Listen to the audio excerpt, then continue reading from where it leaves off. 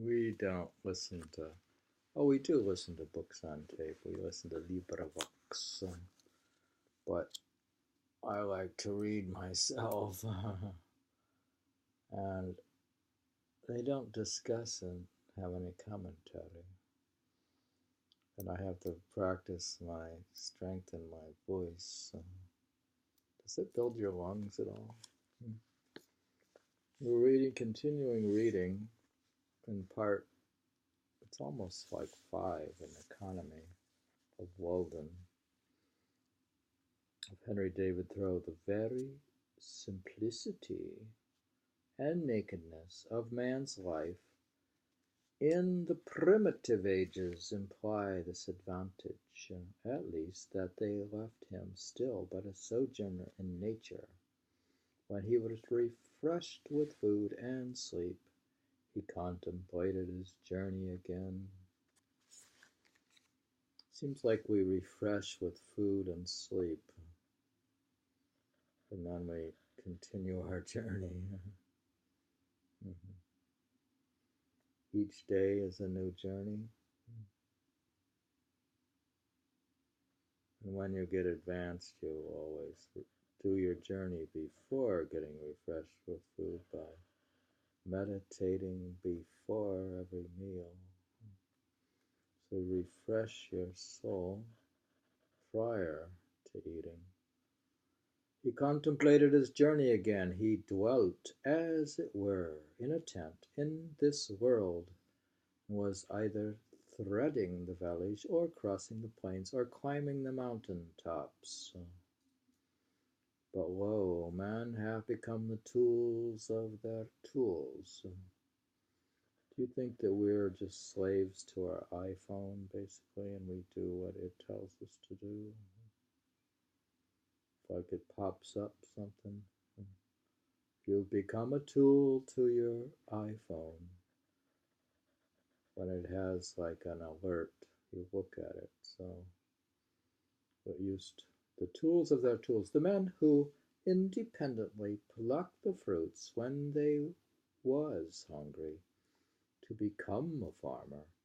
He who stood under a tree for shelter, a housekeeper. We now no longer camp as for a night, but have settled down on earth and forgotten heaven.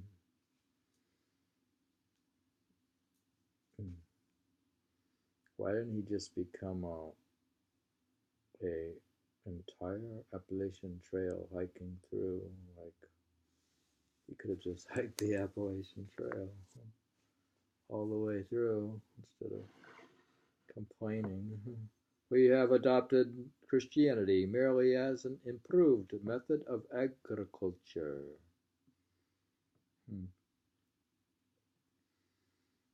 He's saying that Christianity is just an improved method of agriculture. We have built for this world a family mansion, and for the next a family tomb. The best works of art are the expression of man's struggle to free himself from this condition, but the effect of our art is merely to make this low state comfortable, and that higher state to be forgotten.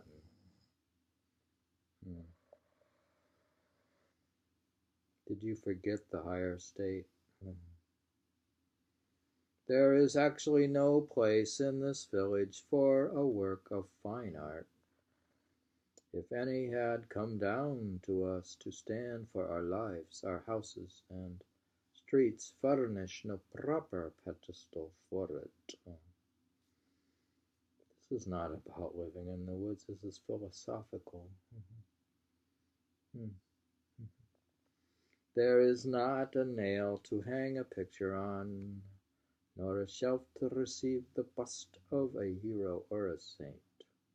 When I consider how our houses are built and paid for and not paid for, and their internal economy managed and sustained, I wonder that the floor does not give way under the visitor while he is admiring the gewgaws upon the mantelpiece.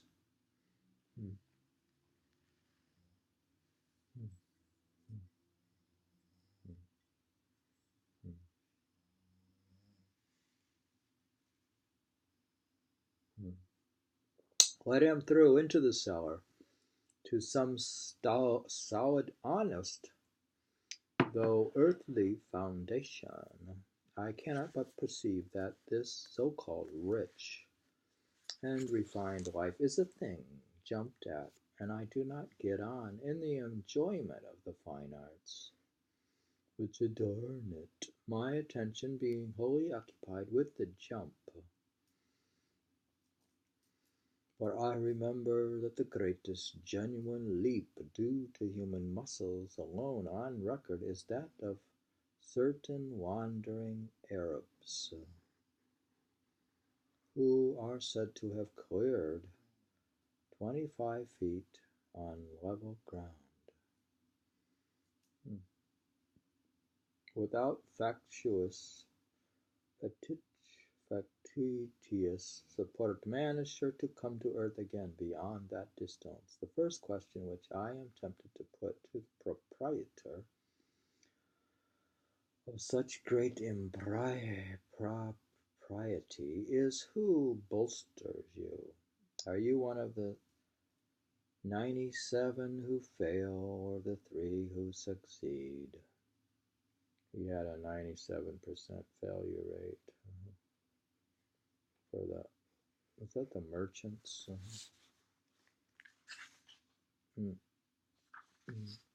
God, that's the stores, pop-up stores in Manhattan.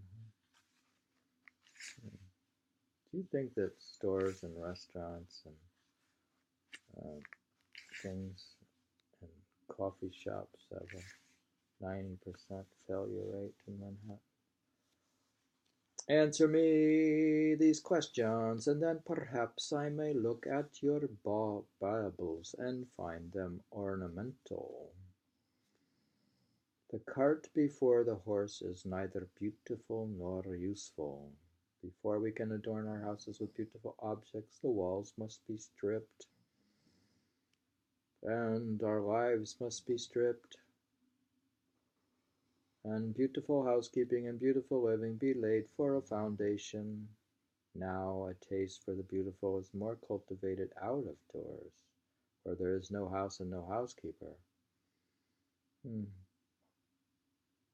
He's suggesting that we take a taste for the beautiful outdoors while stripping our lives.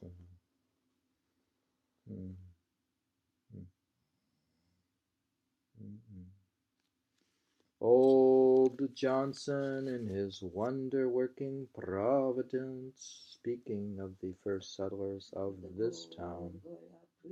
What is it? Steady tone? He doesn't like it.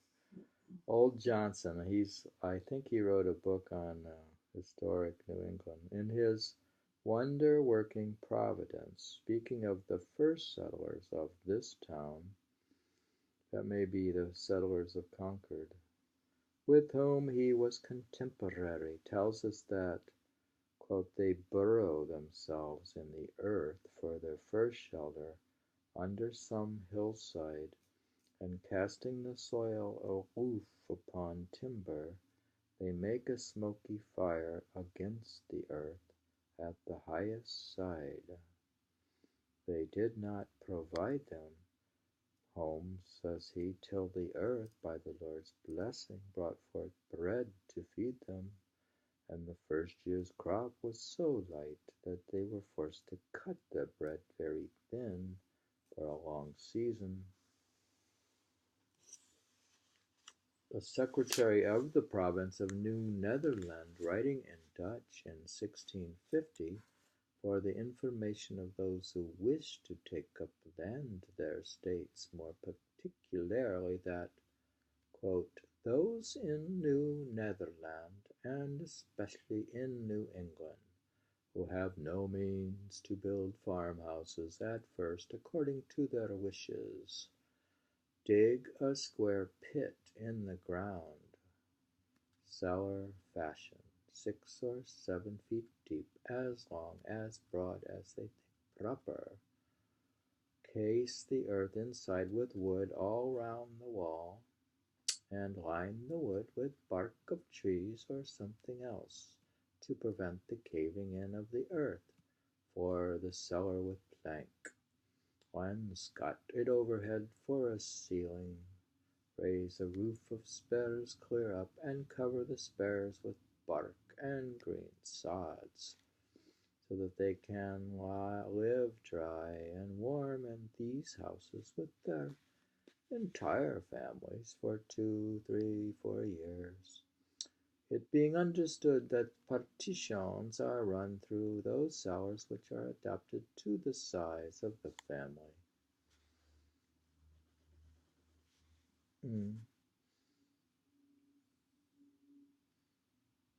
That's sort of like, don't they have houses that are underground in a way? Or your cellar is in fact underground.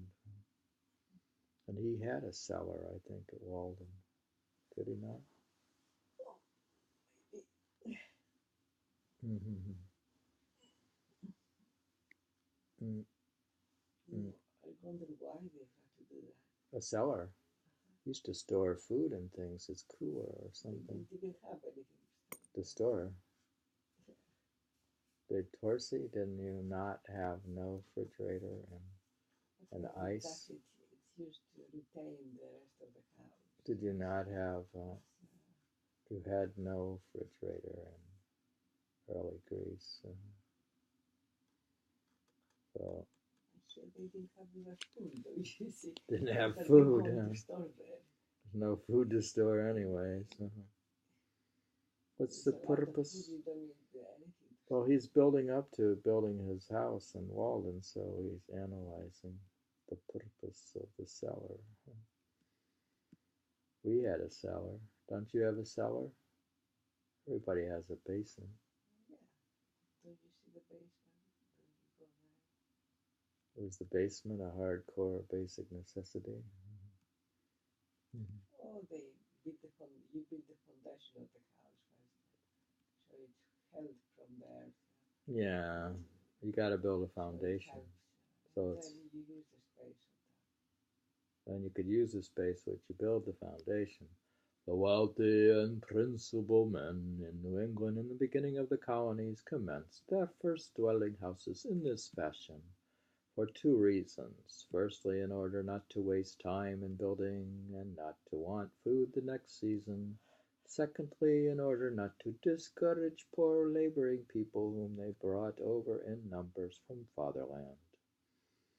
We're talking about the Dutch. You know, the Dutch were very good at engineering or something, weren't they? Practical stuff. In the course of 3 or 4 years, when the country became adapted to agriculture, they built themselves handsome houses, spending on them several thousands. So you start with a simple house and then you build a handsome house. Do you think you start with like a sort of log cabin, then you build a handsome house? No, you go into the wilderness and bring up the farm. That's true of the Smith, probably of the Smiths going to Ohio. They start with a simple house, then they build a handsome one. In this course which our ancestors took, there was a show of prudence at least, as if the principle were to satisfy the more pressing wants first. But are the more pressing wants satisfied now? When I think of acquiring for myself one of our luxurious dwellings, I am deterred, for, so to speak, the country is not yet adapted to human culture, and we are still forced to cut our spiritual bread far thinner than our forefathers did their wheaten. Here, instead of getting a house for $2 million in Fairfield County, you think we should just get one for $10,000 and Uh-huh. Where would you get that? Oh, God. There are some places where the house is $10,000.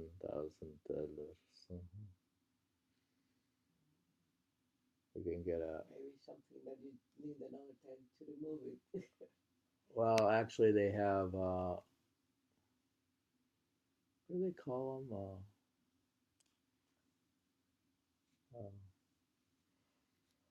Uh,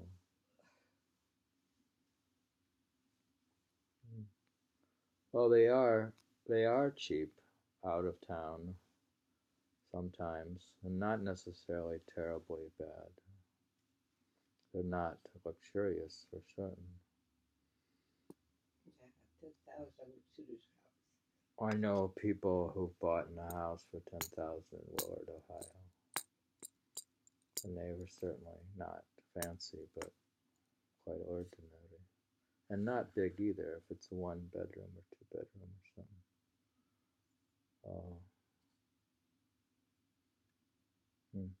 In this course which our ancestors took, there was a show of prudence, at least, as if the principle was to satisfy the pressing wants. When I think of acquiring for myself one of our luxurious dwellings, I am deterred, for to speak of the country is not yet adapted to human culture, and we are still forced to cut our spiritual bread, far thinner than our forefathers did their wheaten. Do you think due to the pressing needs we have to very thin spirituality? She's making a point that they don't pay attention to the spiritual welfare, but We get caught up in... one. Well, it's very... A parallel. If you're... Symbolically, he makes it like a bread, slice of bread. If you have to devote most of your time to physical bread, then when you're going to do your spiritual bread? Schools, teaching, studying. That's why I said that spirituality is nothing more than time management. Do you think it's just time management? No, you have just a time, you're not going to do spirituality. No, it's time management. If you spend... You have to have a teacher. If you manage your time so that you have a lot of time for spirituality. But if nobody's there to guide you, you're not going to have anything. What if you just wake up and spend 4 hours in meditation? You can do that when you have a teacher, when you read a few things, when you have all the previous necessary things. It doesn't come like that. True, probably. Then you're not going to even know about sitting in meditation. Can't say you're dumb.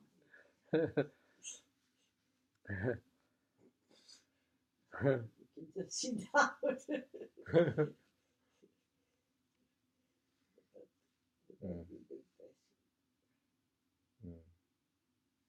All right, so it's, like I said, it's just time management. Not that all architectural ornament is to be neglected, even in the rudest periods, but let our houses first be lined with beauty, where they come in contact with our lives, like the tenement of the shellfish, and not overlain with it. But alas, I have been inside one or two of them, and know what they are lined with. He lined his house with Walden pond.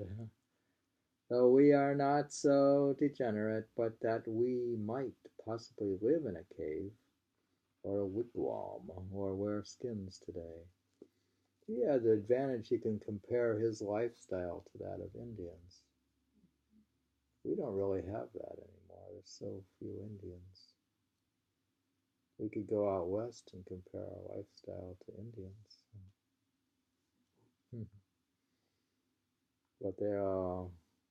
You can compare your life to every other life previously. I always thought they should have like the Indians could have like a tourist attractions. You could go out and live like an Indian.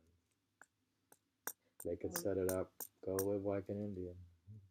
Well, they probably live more like the Western. They could make money as... More like that. tourist camps. They also could be park rangers and stuff, and some of them are on their reservations. Like if you want to go to certain slot canyons and stuff, you have to go with an Indian guide because of flash flooding.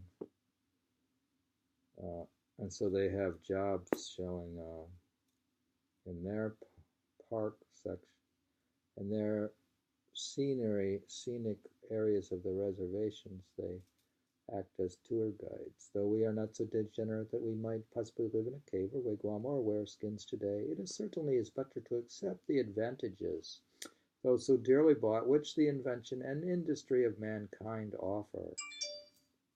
In such a neighborhood as this, boards and shingles, lime and bricks are cheaper and more easily obtained than suitable caves. You can imagine caves like if the cave has a steady state. Some caves, the temperature in this cave remains 68 perpetually. So it's always 68 degrees in the cave. But I guess the caveman lived in there. Or whole logs, or bark in sufficient quantities, or even well-tempered clay or flat stones. I speak interestingly on this subject, for I have made myself acquainted with it both theoretically and practically. With a little more wit, we might use these materials so as to become richer than the richest now are, and make our civilization a blessing. They could make civilization a blessing. You could use your material wealth to make a blessing.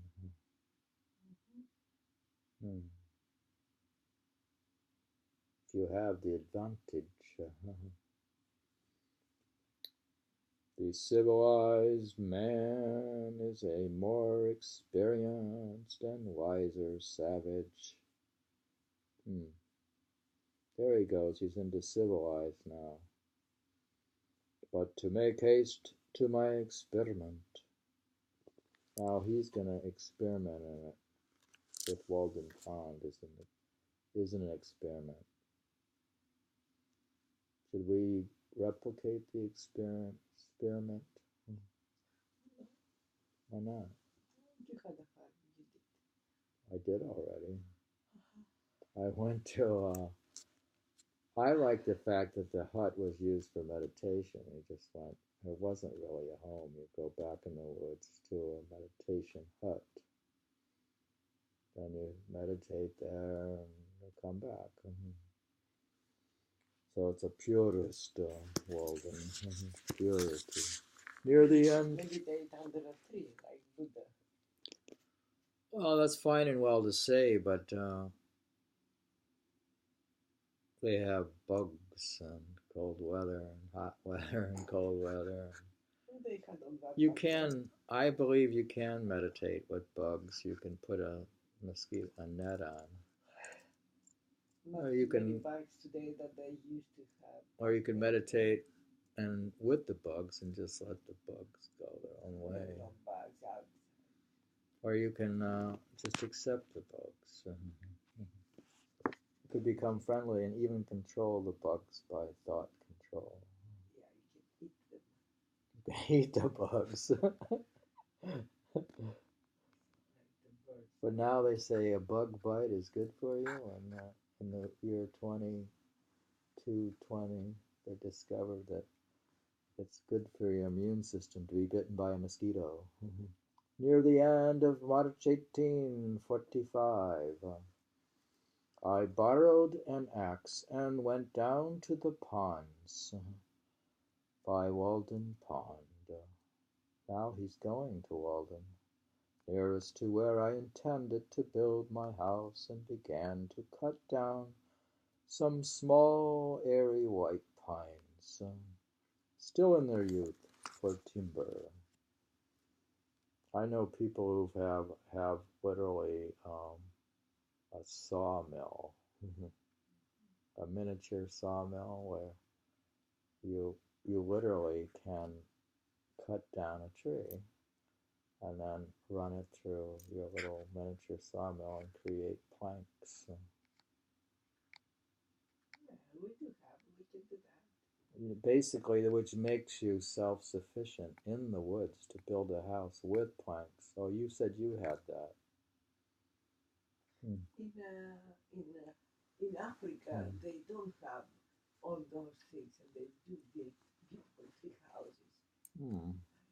I wrote it down how they do it. For these guys, he can make a plank by hand. It is difficult to begin without buttering, but perhaps it is the most generous course thus to permit your fellow men to have an interest in their enterprise.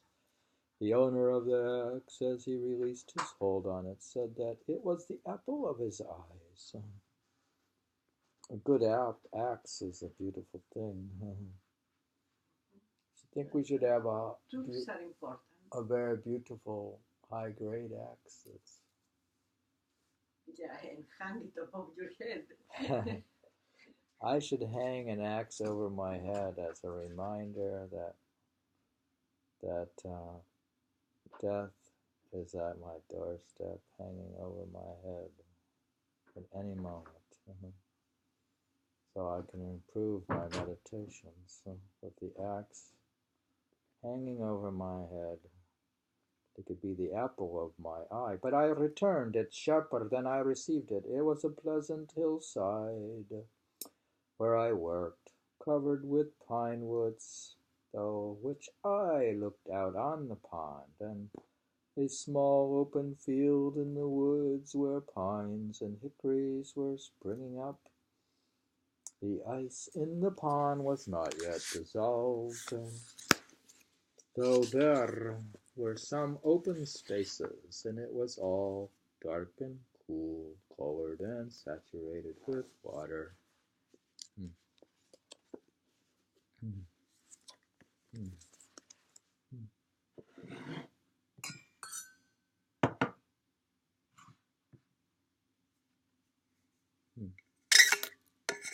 I figured the most important necessities are green tea.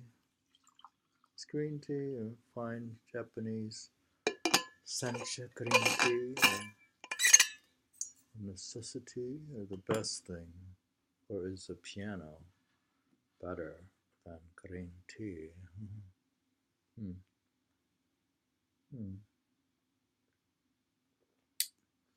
One wonders if you need a piano in your house in the woods. And if it's electric, where you get the power, you're going to have solar power. There were some slight flurries of snow during the days that I worked there. But for the most part, when I came out onto the railroad on my way home, its yellow sand heap stretched away, gleaming in the hazy atmosphere, and the rails shone in the spring sun. And I heard the lark and pewee and other birds already come to commence another year with us. They were pleasant spring days in which the winter of man's discontent was thawing as well as the earth, and the life that had lain torpid began to stretch itself. One day when my axe had come off and had cut a green hickory for a wedge, driving it with a stone, and had placed the hold. You need wedges too to drop the tree down. You need a wedge. And I had placed the hole to soak in the pond hole in order to swell the wood. I saw a stripped snake run into the water, and he lay on the bottom apparently without inconvenience as long as I stayed there, or more than a quarter of an hour, perhaps because he had not yet fairly come out of the torpid state. It appeared to me that for a like reason men remain in their present low and primitive condition But if they should feel the influence of the spring of springs arousing them, he's speaking in symbols here, spring of springs, rousing them, they would of necessity rise to a higher and more ethereal life.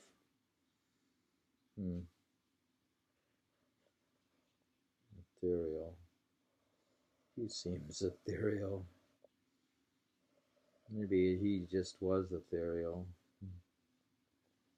And I had previously seen the snakes in frosty mornings in my path with portions of their bodies still numb and inflexible, waiting for the sun to thaw them. They're cold-blooded, obviously.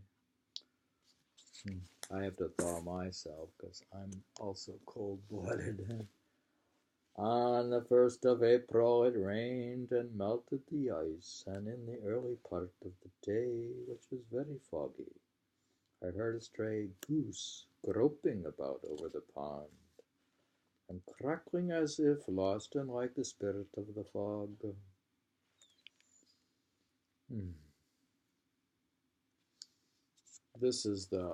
We're reading this as American scripture, as the Holy Bible of American Transcendentalism. This is in our religion series. So I went on for some days cutting and hewing timber and also studs and rafters, all with my narrow axe, not having many communicable or scholar-like thoughts, singing to myself. Men say they know many things, but though they have taken wings, the arts and sciences and 1,000 appliances, the wind that blows is all that anybody knows.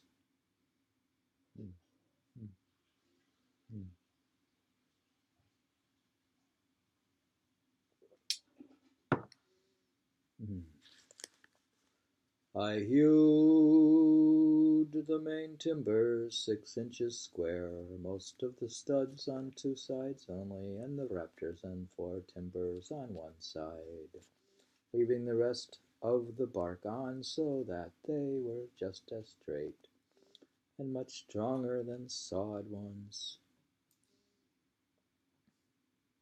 If you leave the bark on the wood for the outside, so each stick was carefully mortised and tenoned by its stump. For I had borrowed other tools by this time. My days in the woods were not very long ones. Yet I usually carried my dinner of bread and butter and read the newspaper in which it was wrapped. Pretty good there. You could get, he got his,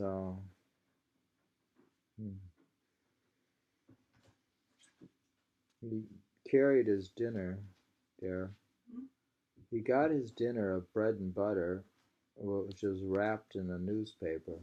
So he had his dinner while he's building the cabin, and he could read the bread and butter, then read the newspaper it's wrapped in. So if we got our news, our food wrapped in the newspaper, the double use of the paper. The paper could be wrapping. We could say, deliver the New York Times with dinner. So we could have, you see what I mean? They used to use those newspapers back then. Why couldn't we get fresh direct with the Times? New York Times, fresh direct. Wrapped in the Times. I want it with the Times at noon, sitting among the green pine boughs. They can get those used newspapers and make bags out. Double use them. Yet I usually carried my dinner of bread and butter and read the newspaper in which it was wrapped at noon. Sitting among the green pine boughs which I had cut off, into my bread was imparted some of the fragrance, for my hands were covered with a thick coat of pitch. You get this pitch from a pine tree there, like the sap. Gets all over your hands and clothes. Before I had done, I was more the friend.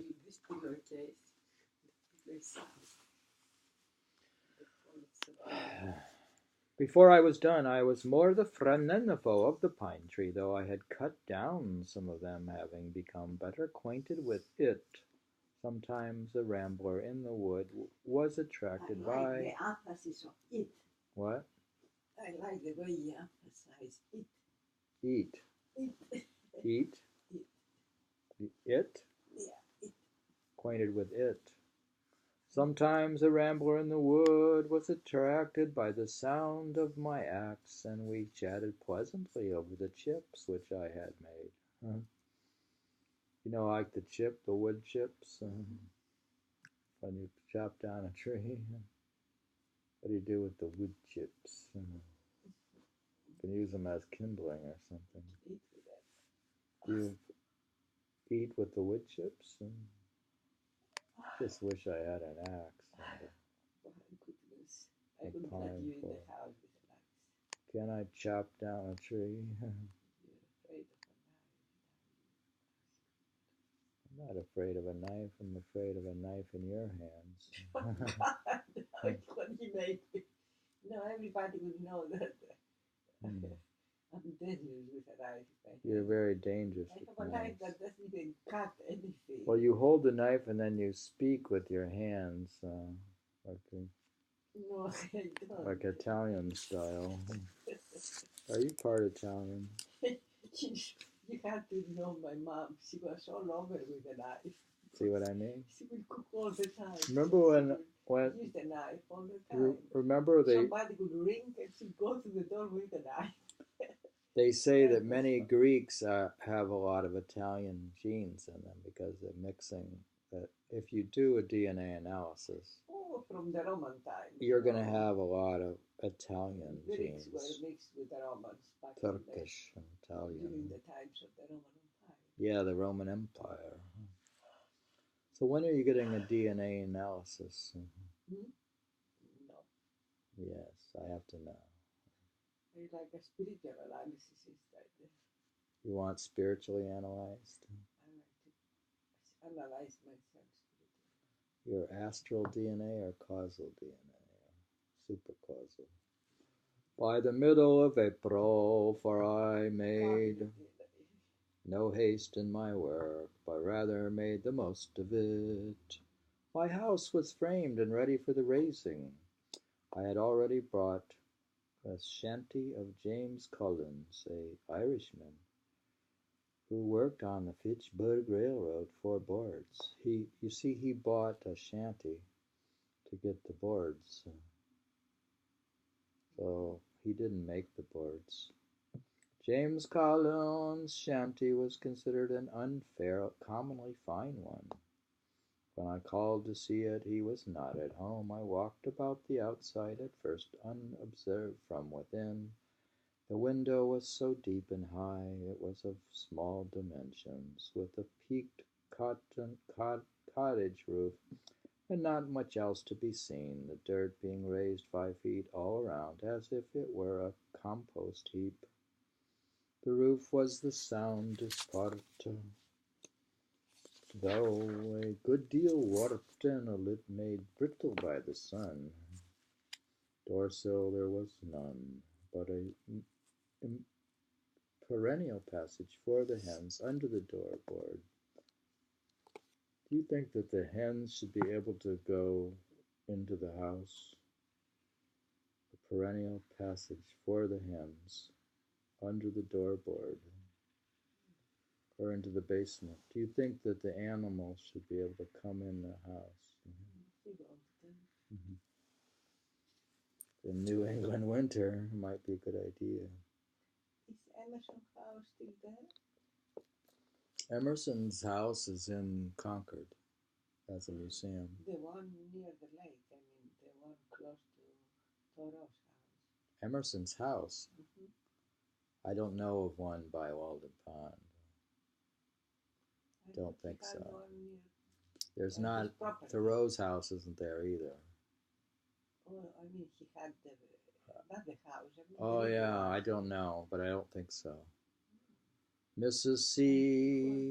He bought the property for them. He wanted to get a lodge there, which he did have one. I thought he bought the property and he built the house. It started out, he was sort of the whole idea started, he's maybe making a place for Emerson. It's Emerson's land. It was not when Thoreau built his cabin after Emerson bought the No, Emerson owned the land. Not before. He did before Thoreau started building. Thoreau built on Emerson's land. So he had permission, and he didn't pay rent, I don't think. So he had his economics lined up with Emerson, which is a long history of friendship. Mrs. C. came to the door and asked me to view it from within side. The hens were driven out by my approach. If we don't eat eggs, then we don't need the hens. It was dark and had a dirt floor, for the most part dank, clammy, and aguish. Only here a board and there a board which would not bear removal. She lighted a lamp to show me the inside of the roof and the walls, and also that the board floor extended onto the bed, warning me not to step into the cellar, a sort of dust hole 2 feet deep. In her own words, they were, quote, good boards overhead, good boards all around, and a good window. Unquote. Of 2 whole squares originally, only the cat had passed out that way lately. There was a stove. We need a wood stove in our house. Do you want to have a wood stove? I think it's natural to have a wood stove. I would never get a pellet stove. I wouldn't want to be dependent on wood pellets. That's for wood pellets. You're afraid of me. Wood pellets.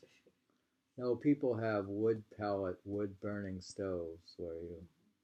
I'm laughing about something else. They have an auger and it feeds the wood in. I just put a piece of log in. I like the old-fashioned Smith furnace where you put in you cut the wood with your chainsaw. We might need a chainsaw because an axe is now in these modern times you use chainsaws. It was a stove, a bed, and a place to sit. It's hard for people to go without a bed, even though you can get very, very simple Japanese futon things. For minimalist, hardcore, extreme minimalists, they just get this special kind of bed that'll roll up, and they're probably very comfortable with the modernization of minimalism. Do you believe in modern minimalism? Using modern technology to become minimal. There was a stove, a bed, and a place to sit. An infant in the house where it was born, a silk parasol, gilt-framed looking-glass, and a patent new coffee mill nailed to an old oak sapling, all told. The bargain was soon concluded, for James had in the meanwhile returned. I to pay $4.25 tonight, he to vacate at 5 o'clock tomorrow, selling to nobody else meanwhile, I to take possession at 6. It were well, he said, to be there early, anticipate certain indistinct but wholly unjust claims on the score of ground rent and fuel. He's saying it'd be well to go and take it because he may have claims on the property for rent and fuel. This, he assured me, was the only encumbrance. He said, come take it away. At 6 I passed him and his family on the road. One large bundle held their all. You think you can hold all of your belongings in one large bundle? Like, look at this. This one large bundle he has a bed, a coffee mill, a looking glass, and hens. When I divorced and I left, that's what I did. Yeah. That's how much I had with me. Living. You went with it in one suitcase. It was a bag. If you get down to one suitcase, it's pretty.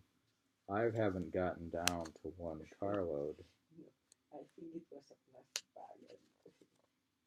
My goal is down to one car. Get at least a suitcase. Down to one carload, which is more than obviously a suitcase, but well, you could travel with one suitcase. That's how people used to do, you know. It's like a bed seat. You throw everything inside. Oh yeah, that was. You tie it. You tie it. A big ball, like a. Yeah, it makes Did you ever do that? No, I didn't. But nobody. I saw people doing it. You saw them doing it. Maybe I've seen somebody. Did you put the hens inside? I saw. Yes. The hens. We don't need the hens, so we're gonna leave with the bed. We don't need the bed. We need the. Put a cat inside. I need the coffee. I need the coffee maker because I'm addicted to coffee. So you need a coffee thing. I need a coffee maker. The bed, the coffee maker, the looking glass, and the hens, all but the cat. My God, she took to the woods and became a wildcat. Can we just leave the cat in the wild? He was his cat from the house. Yeah. And followed him. No, he became a wildcat, and as I learned afterward, trod in a trap set for woodchucks, and so became a dead cat at last. We could just leave the cat outside. But he had a way for the cat to come in. Do you think the cat should be taken to the pound where we'll just kill it? I think the cat should be, no. The cat should be just praised. They have to have a nice dog that come in the house and out. Do you think that the animal shelters actually kill a lot of their critters? No, they lie to you? Stop it. All right.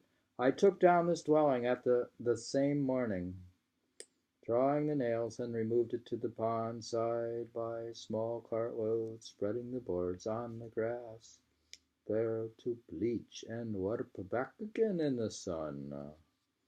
One early thrush gave me a note or two as I drove along the woodland path. I was informed treacherously by a young Patrick that neighbor Seeley, an Irishman, in the intervals of the cutting, transferred the still tolerant, straight and drivable nails, staples, and spikes to his pocket, and then stood when I came back to pass the time of day, and looked freshly up, unconcerned with spring thoughts, at the devastation. There being a dearth of work, as he said, he was there to represent specterdom. Do you think there's people who are specters? They just look at you? Specterdom. And help make this seemingly insignificant event one with the removal of the gods of Troy.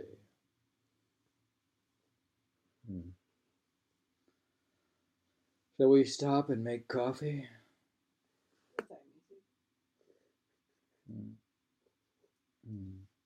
It's we've made this into like a personal reading.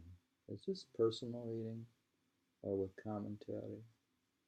It's now 9:07 and it's time to make Can you get the coffee mill out of the bag and make some coffee? We personalize this journey to Walden. We're going to make our own Walden pond within our apartment. Yeah, like chicken, they built a little house. All right. I guess I'm going to.